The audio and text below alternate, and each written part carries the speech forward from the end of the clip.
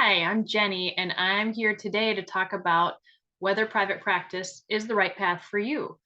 There are a lot of people who dream about someday having a private practice in the counseling field, but honestly, not everyone is equipped and not everyone should consider this as the track for them. So I'm going to talk about some of the pros and cons to help you decide if this is the right track for you. One of the biggest pros in my book and in most people's book would be flexibility. So, owning your own private practice, you get to set your schedule. Now, that being said, sometimes there's a little more hustle, there's more work that goes on behind the scenes. Definitely when you're starting out, there you may be working a lot more hours than you can reasonably pay yourself for. But in the long term, if you stay on track with your vision, it's definitely possible to have the flexibility that you desire. So I love the fact that if I want to take off an afternoon to go to a preschool graduation, I just take off that afternoon. I don't need to check in with the boss. I don't need to do a lot of thinking about how much time I want off for Christmas. I just take my Christmas time off. And I think that's fabulous. And that's one of the great benefits of private practice. The next piece to consider is your ability to build your own team if you decide to go into group private practice or grow to a group rather than being a solo practitioner.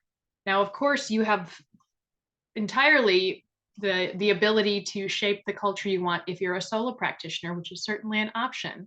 But if you choose to create a group, you get to speak into what that group culture is going to look like. You get to have all the say in the type of people you hire, the type of other therapists you want to work with. Whereas if you are placed at an agency or any other kind of setting, you don't always get to choose the people you work with, and that comes with its own challenges. That being said, if you're the one creating it, you also get to manage it. You get to deal with people when people have their issues, and even therapist people have people issues. All right, the next piece is the financial question. So, creating a business, there's certainly more variability. This is one of the biggest pieces that I think a lot of counselors that I've worked with don't really count the cost. They don't really understand this side of it when they're dreaming about private practice. What they see is a few entrepreneurs who have said things about how it's so great and you're going to make gobs and gobs of money. And that certainly is possible, but likely. It's not likely quickly, and it's not always possible depending on how you want your business structured. I would say for myself, I don't make gobs and gobs of money, but I live quite comfortably at this point. Now, there were definitely seasons where it felt like more of a grind, and I was tempted by a few solicitation letters from some of the big agencies in my neighborhood, hiring clinical directors and therapists and offering salaried positions, and I was tempted. But then I had to think about, now, wait a minute, what would I actually be sacrificing to go to that kind of setting versus having my own practice? So variability with your finances is a big one. Having perhaps some instability in your paychecks. You may not have the ability to be salaried right out of the gate. You may have to pay yourself based on the revenue you have coming in, and remembering that you can charge whatever you want, but first of all, you have to find the clients. Second of all, they have to agree to pay what you believe you're worth, what you want to charge. And third, not all of the money goes to your paycheck. There's overhead to consider. So owning a business is, even if you're a solo practitioner, it's way more complicated than just hanging a shingle and assuming that you'll be able to rake in the dough. So that's a big thing to consider.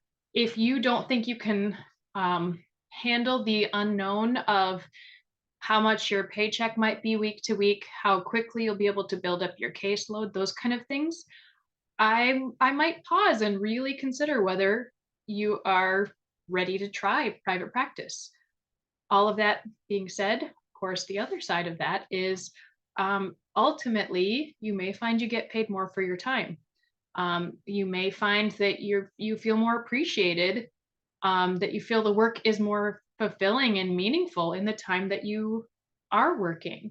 You get more freedom to pick and choose, for example, the types of clients, the types of issues you want to work with. Whereas if you're at a large agency or a hospital or some other setting, you have to take what they give you.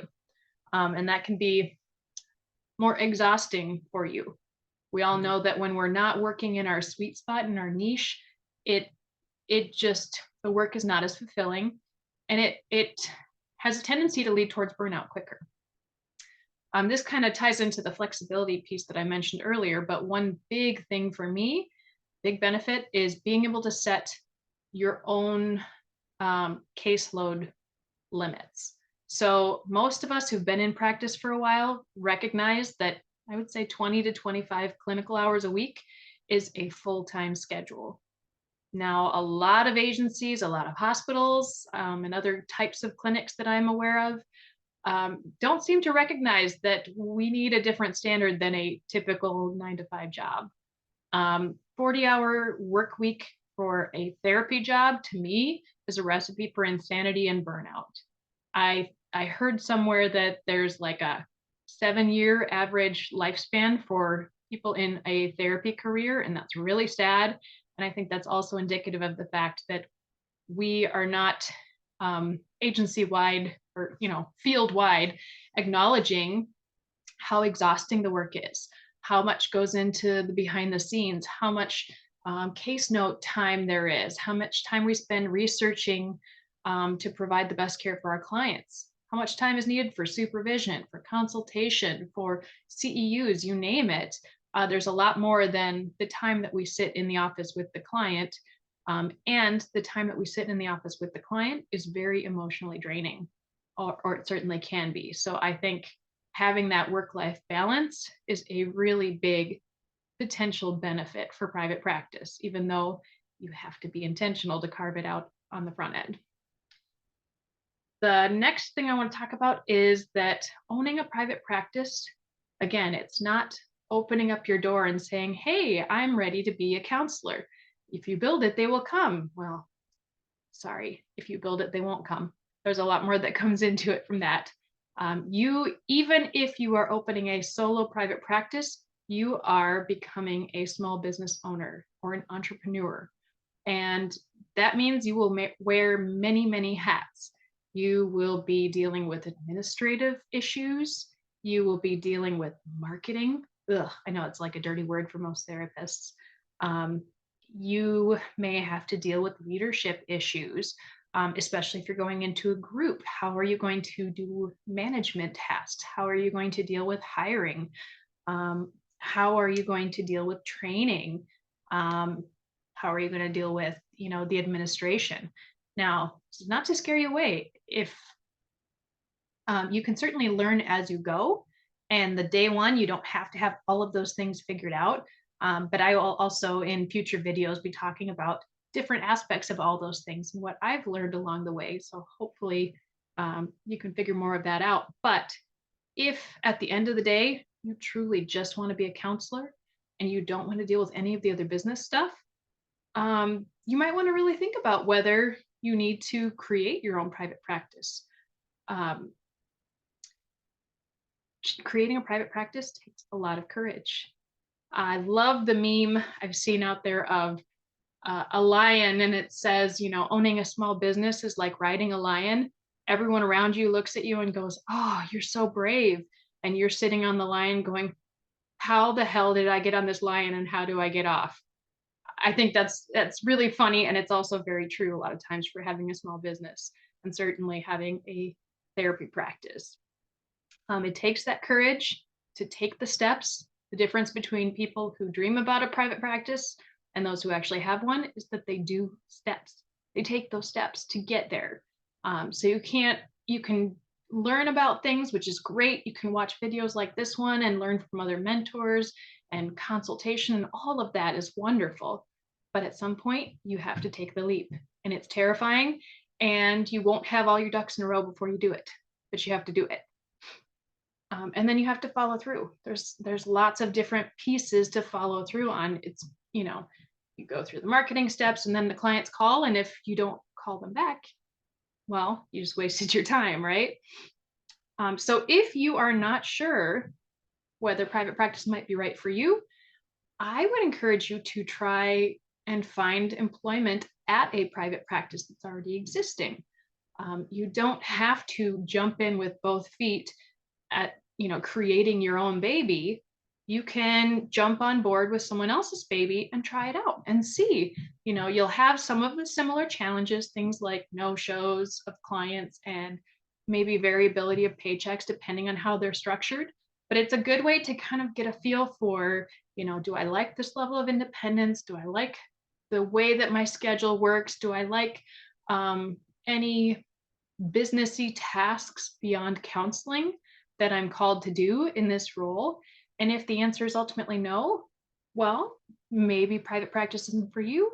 Or a lot of the people that I've hired have had dreams of private practice, and many of them have kind of settled in and realized that they don't actually want to deal with the administrative side of things. They don't really want to deal with the marketing. They would rather work at someone else's private practice where they get a lot of the cultural benefits, a lot of the flexibility, but they don't have to be the boss. So try it out for a while and see whether you feel like you're suited for that, suited to take the next step, or even just would enjoy working at someone else's private practice. So private practice, again, is not for everybody. Those who like it, love it. I wouldn't have it any other way, even with the days where I have to deal with hard stuff, which you certainly have days you have to deal with hard stuff. I don't think I would choose anything different. So I hope this has helped you in your thinking process about whether private practice is for you. And please check out the other videos that will be coming up in this series, The Dreaming Stage, where I'll talk more about questions for getting started and kind of the thoughts and challenges of taking that leap.